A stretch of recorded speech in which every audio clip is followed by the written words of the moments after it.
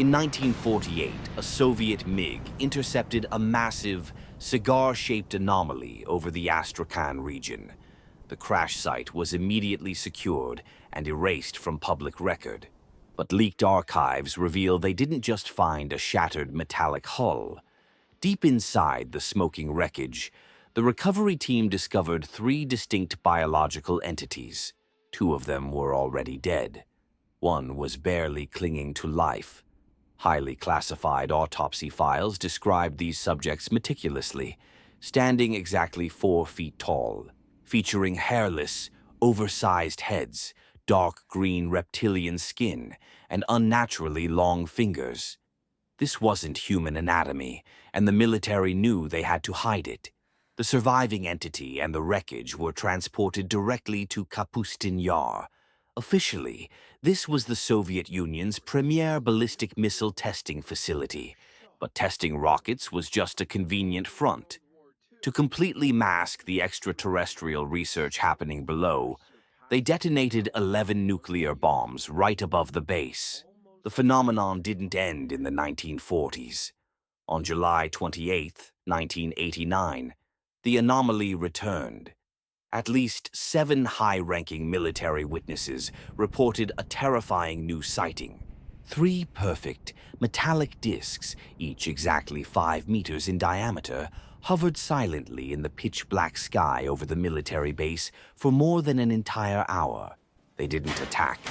They seemed to be observing the sprawling network of subterranean laboratories buried 50 meters beneath the radioactive fallout of Kapustin Yar.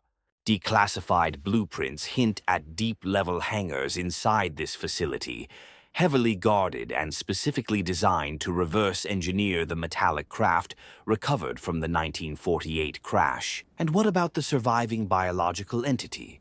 Leaked reports suggest it was kept alive for years in an isolation tank, connected to strange, unfamiliar life support machines.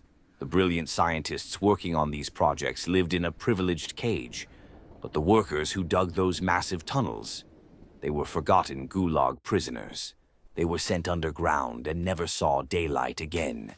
Today, the Soviet Union is gone, but the heavily guarded Kapustin Yar complex is still fully operational. If they could successfully hide a crashed alien vessel and reverse-engineered technology for decades, what else has fallen from the sky that we don't know about? Perhaps the answer lies in the flattened trees of the Tunguska forest, or hiding in plain sight within the endless transmissions of frequency 4625. To understand the true scale of the Kapustin Yar cover-up, we must examine the smuggled diaries of a high-ranking Soviet aerospace engineer who worked on Level 4. He described a massive subterranean hangar where the walls were lined with thick lead. In the center sat the 1948 wreckage, completely immune to their cutting tools. The diaries reveal that Soviet scientists couldn't even breach the outer hull. The alien metal possessed an active, self-healing property that defied all known laws of physics. But the most chilling entries focused on the biological subjects. The surviving entity was allegedly kept in a medically induced coma to prevent it from communicating. However, the engineer's notes contained a much darker revelation.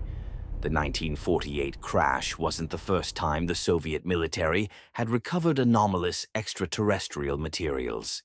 He claimed that the core of Kapustin Yar's research wasn't from 1948, but from an apocalyptic event that occurred 40 years earlier, the legendary Tunguska explosion. Official history states a meteorite flattened 80 million trees across the Siberian taiga. But strangely, the first scientific expedition was deliberately delayed for 19 years. During that suspicious 19-year gap, secret military teams allegedly scoured the blast zone. They found no impact crater, but they recovered fragments of something artificial. Those Tunguska fragments were the foundation of Kapustin Yar. The 1948 crash simply gave them the missing biological pieces to finally activate the technology they had hidden. But Kapustin Yar wasn't just a storage facility. They used the reverse-engineered Tunguska fragments to build the ultimate safeguard, a fully autonomous doomsday machine. Known as the Perimeter or Dead Hand, this system quietly listens. It continuously monitors seismic shocks, radiation spikes, and sudden drops in air pressure.